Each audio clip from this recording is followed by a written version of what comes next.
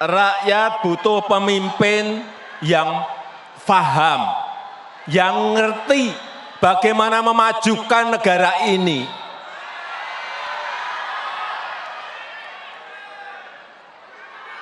Karena pemimpin itu harus paham dan tahu potensi serta kekuatan negara ini, kekuatan bangsa ini apa. Dia harus ngerti, dia harus tahu.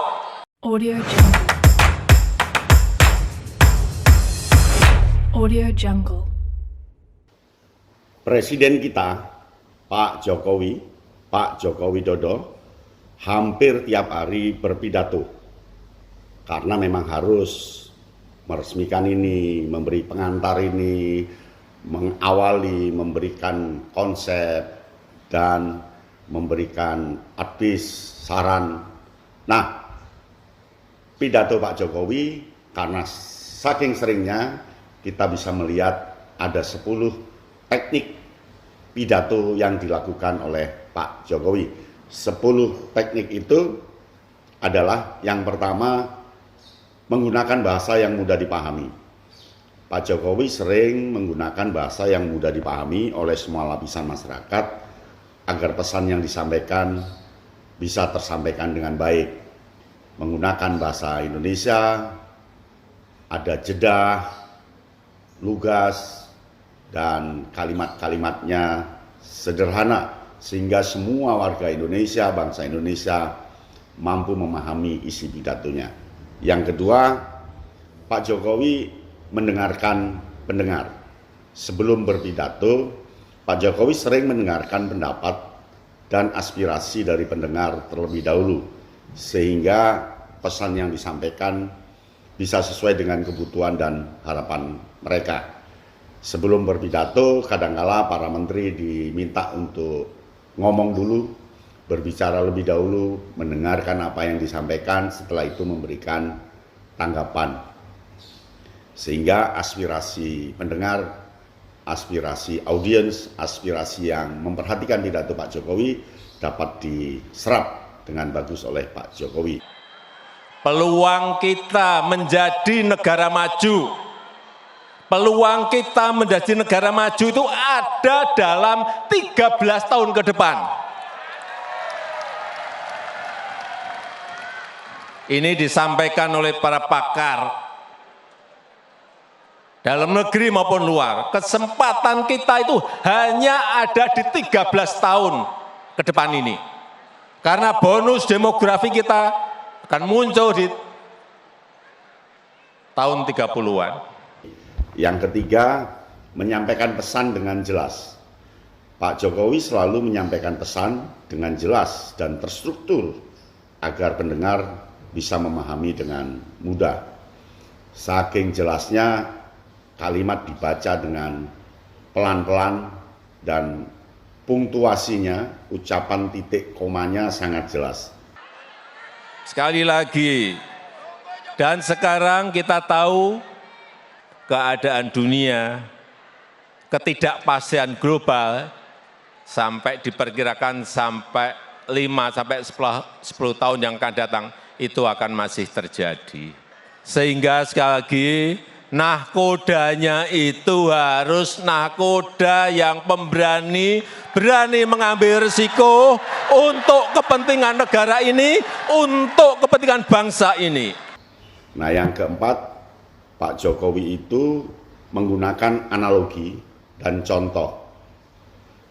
Pak Jokowi sering menggunakan analogi dan contoh untuk membantu pendengar memahami pesan yang ingin disampaikan. Sering dibandingkan dengan satu dengan yang lain, seperti bagaikan, ibaratnya, kata-kata itu sering digunakan. Belum nanti sumber daya alam laut, belum nanti komoditas perkebunan, belum nanti komoditas perkebunan bukan juga hanya satu, bukan hanya kelapa sawit, ada kopi, ada kakao, ada banyak minyak atsiri, banyak sekali yang masih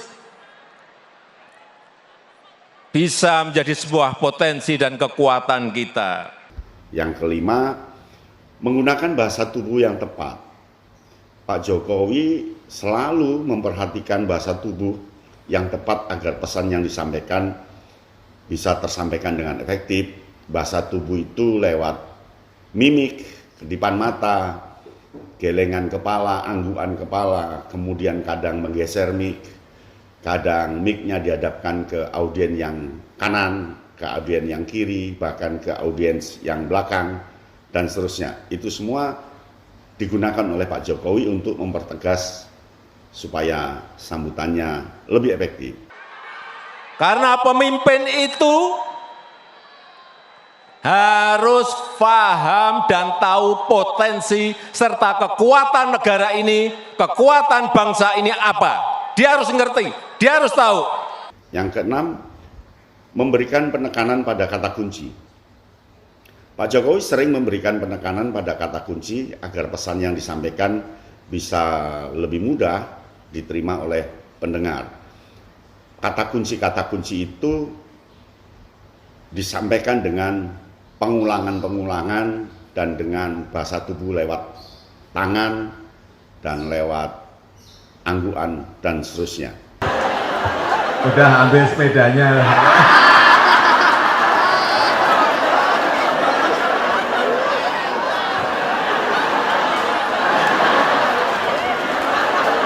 Yang ketujuh, menggunakan humor. Pak Jokowi sering menggunakan humor untuk memecahkan suasana dan membuat pendengar lebih santai agar pesan yang disampaikan bisa tersampaikan dengan lebih efektif. Jadi humor itu biasanya dalam bentuk dialog, dalam bentuk gurauan. Sana ambil sepedanya, coba nyanyikan lagu ini, sebutkan Pancasila dan seterusnya. Lalu semua baru dimulai lagi sambutannya. Nah, yang kedelapan, menggunakan teknik retorika. Pak Jokowi sering menggunakan teknik retorika seperti repetisi, pengulangan kalimat, ya antitesis, jadi diperlawankan gagasan satu dengan gagasan yang lain, dan metafora untuk memperkuat dan memperjelas pesan yang ingin disampaikan. Pak Jokowi sering menggunakan metafora, bagaikan, andai kata, ibaratnya kita ini sama dengan negara-negara lain yang juga bersaing untuk menjadi negara maju dan seterusnya. Nah, yang kesembilan, menjaga kontak mata dengan pendengar. Pak Jokowi selalu menjaga kontak mata dengan pendengar agar pesan yang disampaikan bisa lebih terasa personal dan lebih mudah diterima. Jadi kontak mata itu kadang dilirikkan ke ketua panitia, dilirikkan ke menteri, ke audiens sambil senyum. Itu yang dilakukan oleh Pak Jokowi. Kontak mata ini selalu menjadi sarana untuk menjaga agar isi pidato itu tersampaikan. Dia harus tahu bagaimana membangun sebuah strategi negara, strategi ekonomi, strategi politiknya harus ada semuanya. Karena kita berhadapan dengan negara-negara lain, karena kita bersaing dengan negara-negara lain, kita berkompetisi dengan negara-negara lain. Nah, yang ke-10, menjaga ketegasan dalam menyampaikan pesan. Pak Jokowi itu selalu menjaga ketegasan dalam menyampaikan pesan agar pendengar bisa memahami bahwa ia serius dalam menyampaikan pesan dan pendengar juga harus serius dalam menerima pesan tersebut. Sehingga jangan kaget suatu saat Pak Jokowi memberikan semangat dengan kata-kata yang tinggi, menggelegar, lalu kadang pelan, kadang ditekan kata yang paling penting. Sebentar lagi Indonesia akan masuk negara maju dan seterusnya. Jadi banyak kata-kata yang ditekan dan itu menandakan hal yang penting dari yang disampaikan oleh Pak Presiden kita, Presiden Jokowi. Demikian teknik berpidato yang dilakukan oleh Pak Jokowi. Tentu setiap orang punya teknik sendiri-sendiri, tidak akan sama. Sampai di sini, salam Kak Yana Bintang. Audio Jungle. Audio Jungle.